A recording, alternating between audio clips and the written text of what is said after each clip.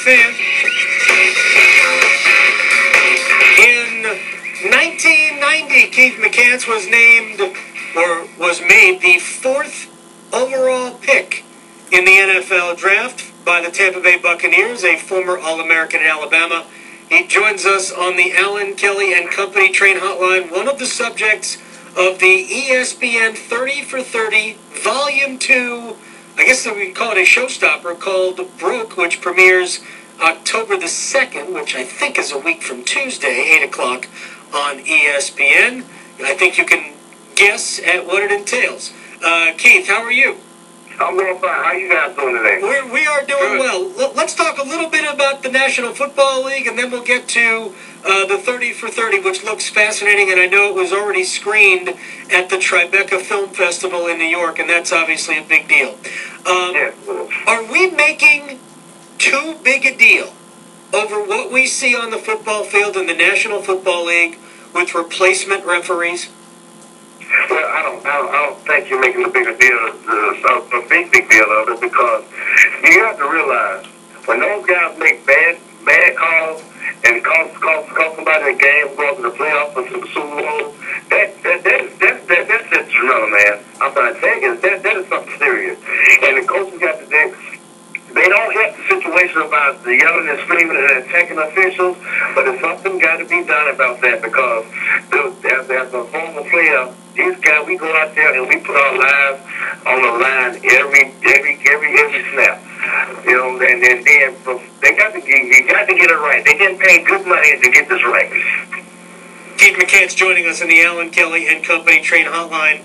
You know, the guys who are doing the job right now, I mean, they're in a very difficult position. Nobody can really expect them to be good at what they do.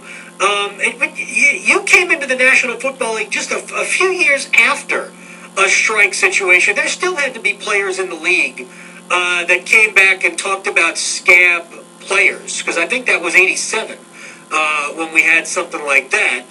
Do you remember how players would deal with guys who were going to break the picket line and take their jobs?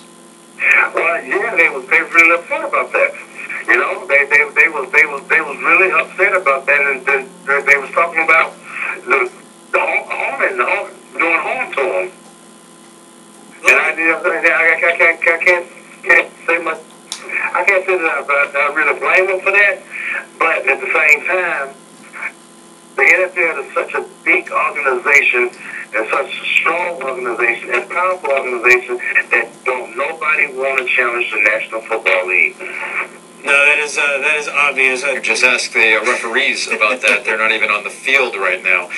Keith McCants is joining us on the Alan Kelly and Company Train Hotline. You're going to be subject of a 30 for 30, which with the current headlines with Vince Young is that's timing, I guess. Unfortunate timing for Vince Young, but timing for 30 for 30 and how NFL players, the money isn't always going to be there. What's your personal story on this?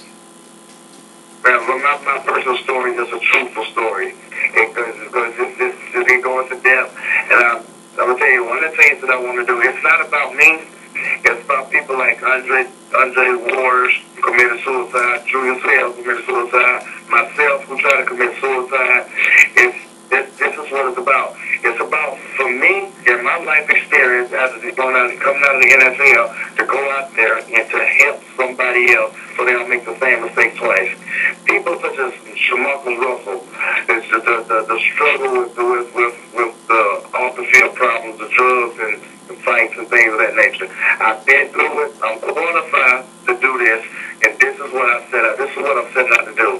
That 30-30 video, that there is just icing on the cake.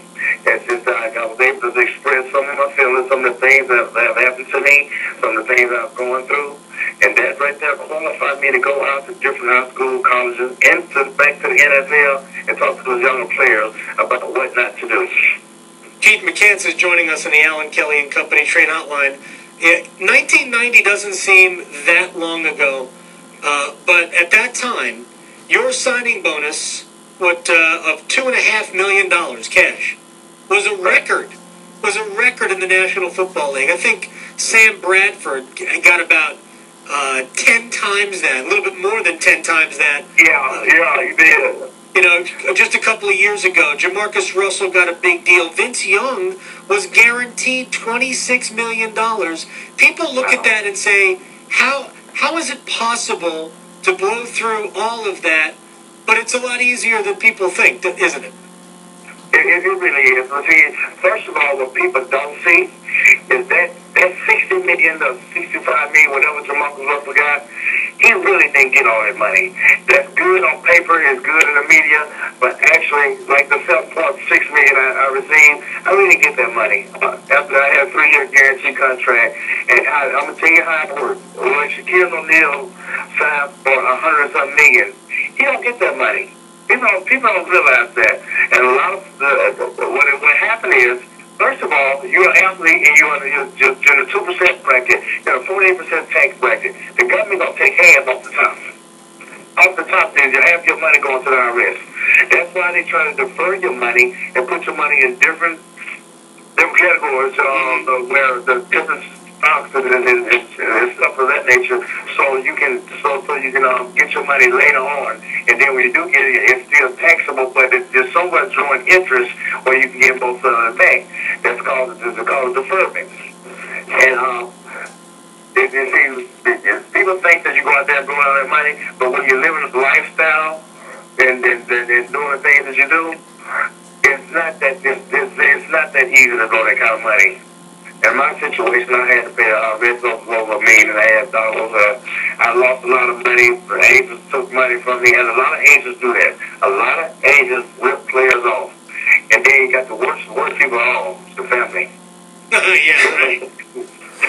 Yeah. I was going to say, you could get some tips from Mitt Romney. He knows how to lower his tax bracket a little bit. Nice. You know? Put Nice a little money offshore, work the system. I'd never say I just get hammered for saying that. That's just smart tax bracketing. I'm not knocking it. If I could do it, I'd do it. Who's going to knock that? I think there's an entry fee to get your money in the Caymans. I think there's an entry fee.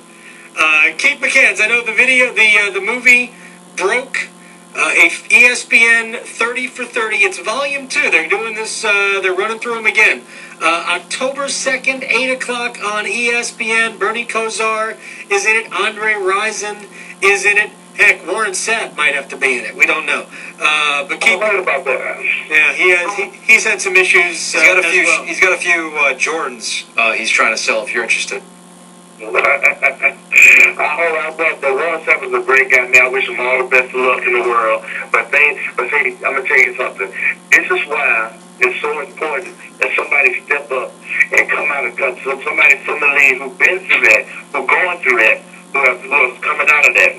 That's me. To go out and share my story across the world so this can stop happening. Hey, good luck.